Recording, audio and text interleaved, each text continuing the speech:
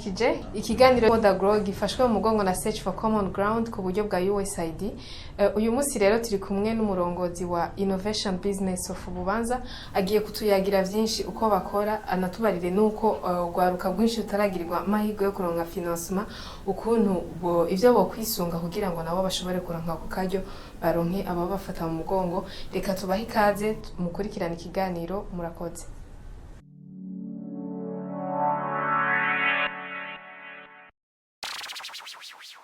Turabaramukije mwese muko murakurikirana Agro TV Burundi. Ikiganiro ni Modagro mushikirizwa na Ndayishimiye Nathalie. Uyu munsi rero turi kumwe n'umushitsi akaba arongoye ishirahamwe Innovation Business of Bubanza, akaba agiye kutuyagira vyinshi, anatubwire nuko basanzwe bakora. Turabaha ikaze, reka nawe tumuhe ikaze. Amahoro. Amahoro. Ni sawa. Turashima Imana. Ego. Mushobora kutubarira mu ncamake icari co Innovation Business of Bubanza?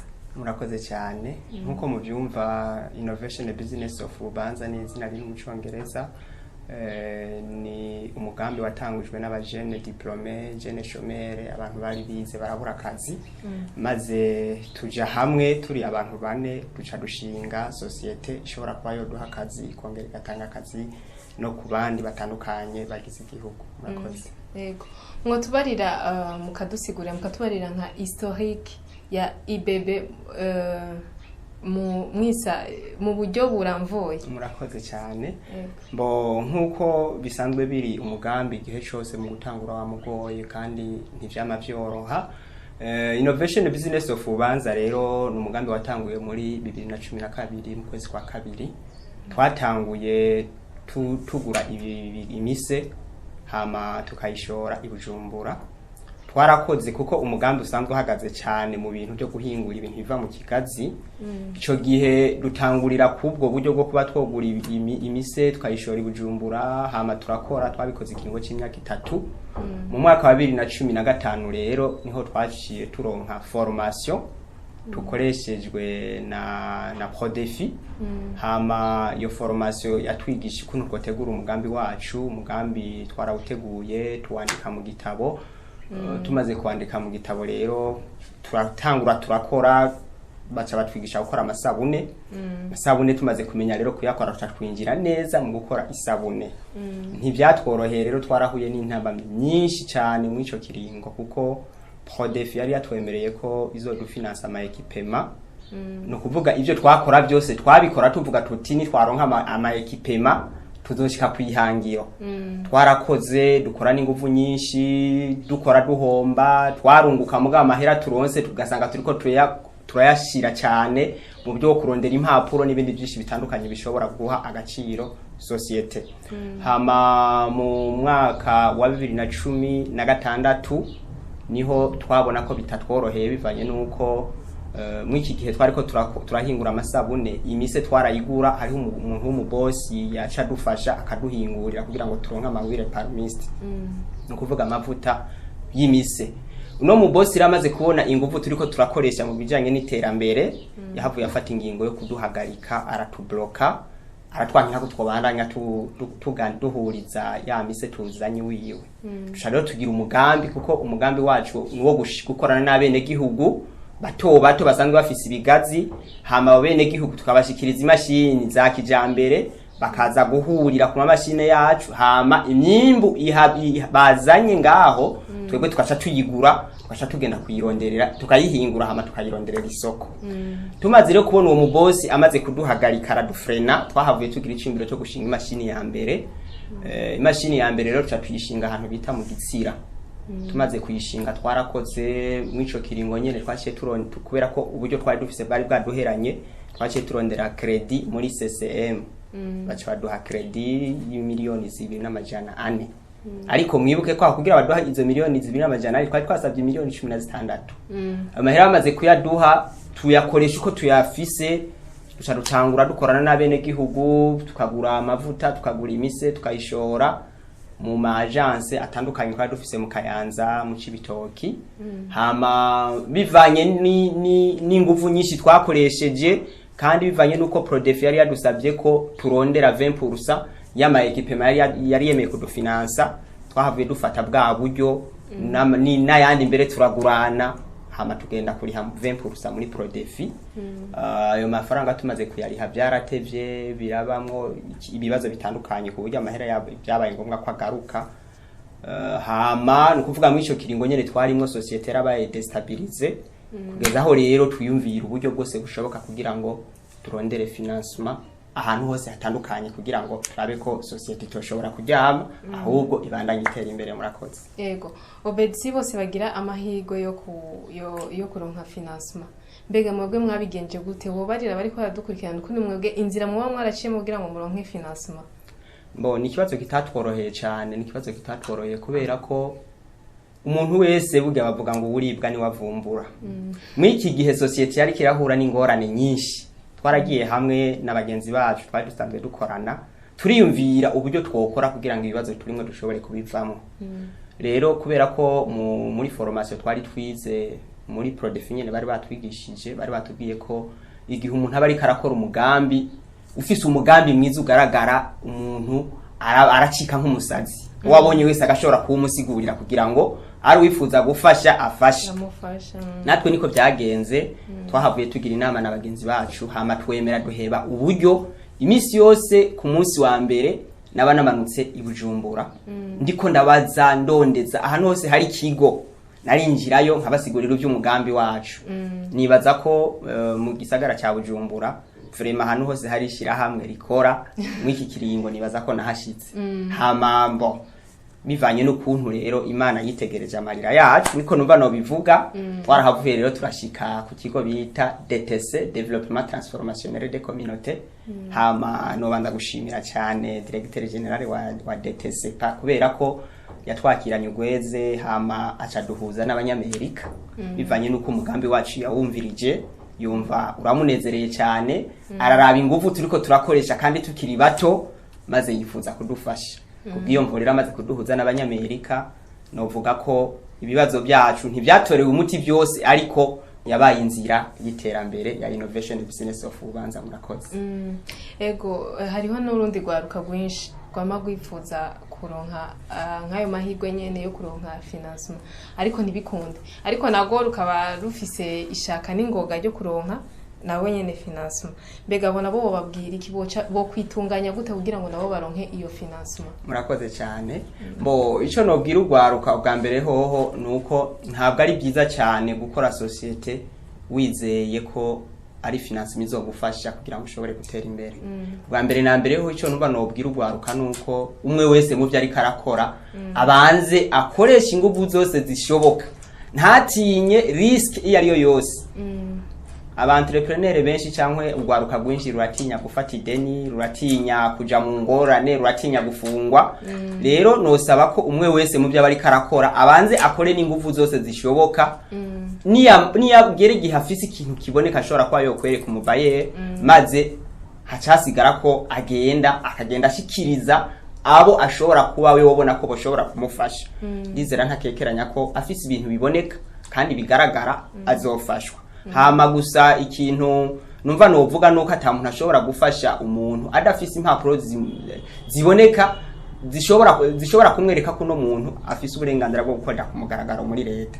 Aho rero novuga ko uwo mu entrepreneur afise entreprise bwa mbere na mbere ategerezwa kubanza kurondera ama statut amugenga, ama règlement d'ordre intérieur, hama akaja muri API kugira ngo ashobore kuronka impapuro zose zimwemerera gukorera ku mugaragaro.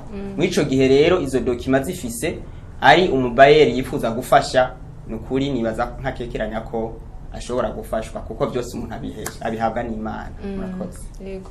Mwebwe muri Innovation Business of Bubanza mbega muratanga amahirwe ku Burundi gwaruka go bagwifuza nko gukora, hari ugwaruka ruba gwifuza akazi bagwifuza namubwe hari nige mu mwifuza amamendevre. Mbega ugo gwaruka ruraronswa amahirwe yo kugira ngo ruze nago nyene? Murakoze cyane. Nukuri muri Innovation Business of Bubanza turatanga amahirwe cyane. Turatanga amahirwe kandi bibera ku mugaragaro.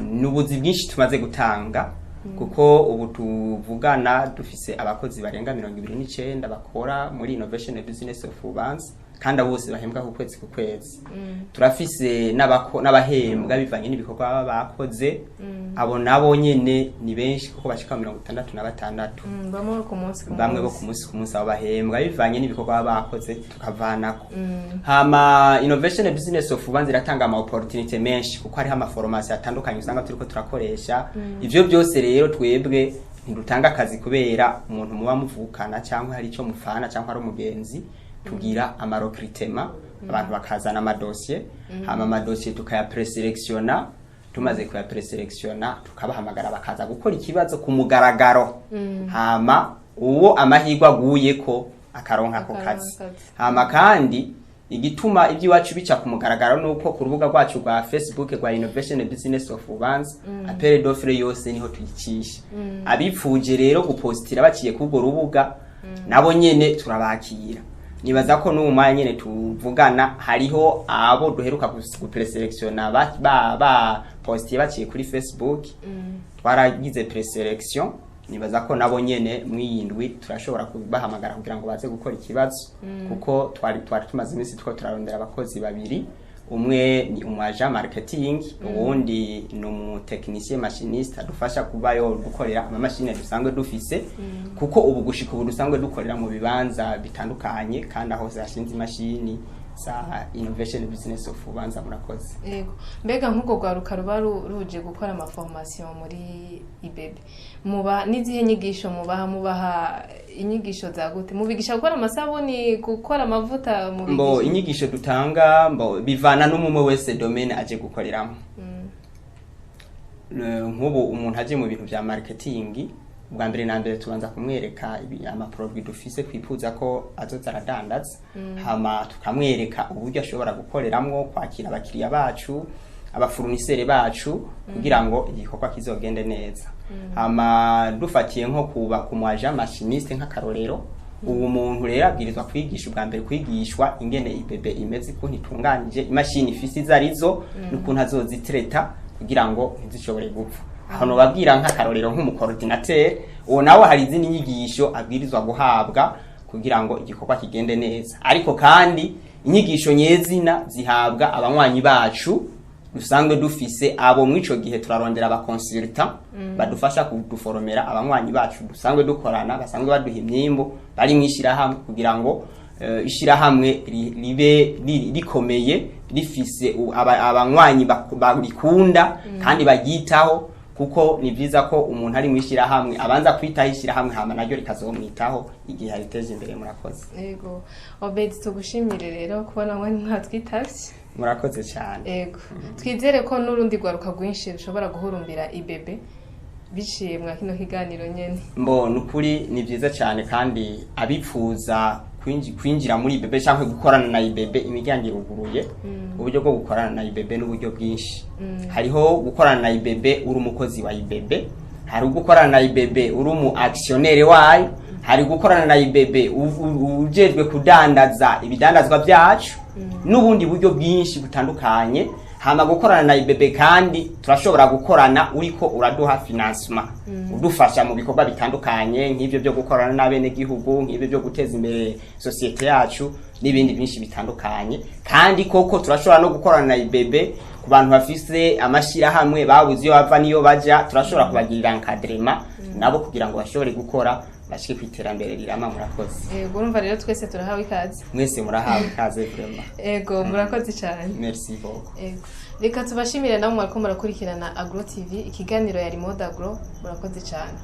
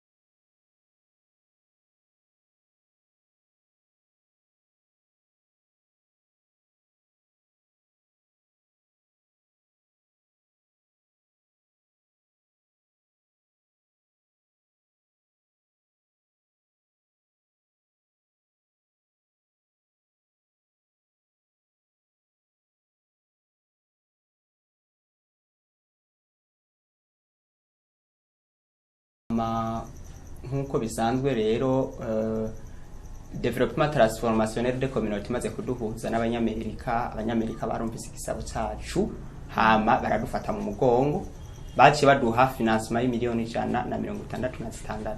Ayo mafaranga rero yaradufashije mu buryo bushimishije kuko twashoboye kwiyubakira inyubako nziza, ibiro bikuru byishira hamwe, turashobora gushinga n'izindi mashini ahantu bita mu Gatura muri commune ya Bubanza, mu Gitsira, mu Rugera na Butavuka. Aho hose rero hari ibibanza byishira hamwe by'iwacu, hari amamashine, hari inyubako z'iwacu kandi harateye igomwe. Hama bivanye n'ibikorwa byiza twakoze, Fondation Américaine pour le Développement en Afrique yarahavuye kandi iraza kutwevaliwa isanga twabaye abambere bashoboye gukoresha amafaranga bari baduhaye. Kubwiyomvo rero baci batwongera financement cyangwa ifashanyo gira kabiri, aho baci baduha amafaranga gana ni miliyoni 280. Ayo mafaranga rero ubu gushika niyo kiriko turakoresha, kandi projet yiteguye guhera societe ifisa aho yavuye naho igeze mu buryo bugaragara kandi bugaragarira imbere y'amaso y'abantu ko tuzaba dufise dutegugikanya gushinga izindi mashini 4 kandi twongere dutera hegitari 12 z'ibigazi byishira hamwe iwacu. Ubwo rero murumva ko kazobara kajyo keza kandi gakomeye kugira ngo dushobore guteza imbere igihugu cacu maze na innovation business of Bubanza ibandanye itera imbere. Murakoze.